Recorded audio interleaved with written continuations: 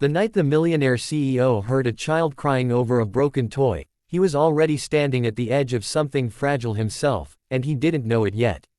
If you've ever believed that a single moment can change an entire life, stay with this story until the very end. And if stories like this touch your heart, don't forget to like the video and subscribe to the channel, because what happens next will stay with you long after the screen fades to black. Adrian Cross had everything the world said a man should want. A glass-walled mansion overlooking the city, a company worth hundreds of millions, headlines that praised his brilliance and discipline. But on that particular evening, as rain tapped softly against the windows and the house slept, Adrian sat alone in his study staring at numbers that no longer excited him.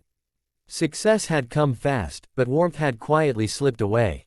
His wife had passed years earlier, his days were filled with boardrooms and flights, and his nights were often silent. The mansion was immaculate, run by a small staff who respected him deeply, but no one truly knew him. Or so he thought. A soft sound drifted through the hallway, at first barely noticeable. Adrian frowned, thinking it was the wind. Then it came again. A child's sob. Small, broken, and unmistakably real. It stopped him mid-step as he left his study. Children weren't supposed to cry in his house. He followed the sound, his polished shoes silent against the marble floor, until he reached the servants' quarters near the back. The light under one door was on, and from behind it came the muffled voice of a little girl trying very hard to be brave. Inside that room lived Maria, his maid of 7 years. She was kind, punctual, and invisible in the way society often makes hard-working people invisible. Adrian knew she had a daughter, but beyond polite greetings, their worlds had never crossed. He hesitated at the door, unsure if he should intrude, but the sob turned into a quiet wail that made his chest tighten in a way he didn't expect.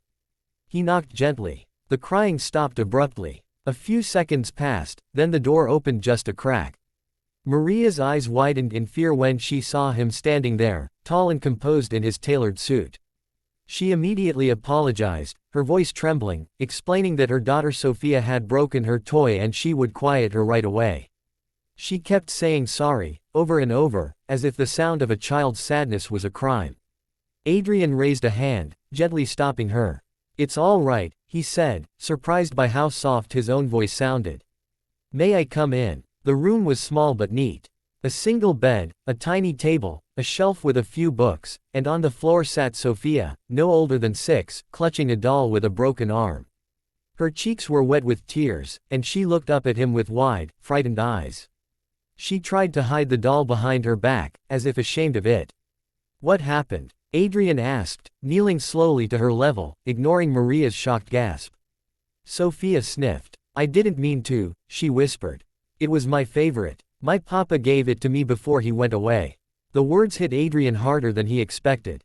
Before he went away. He knew that phrase too well, from hospital rooms, from last goodbyes, from moments that never come back.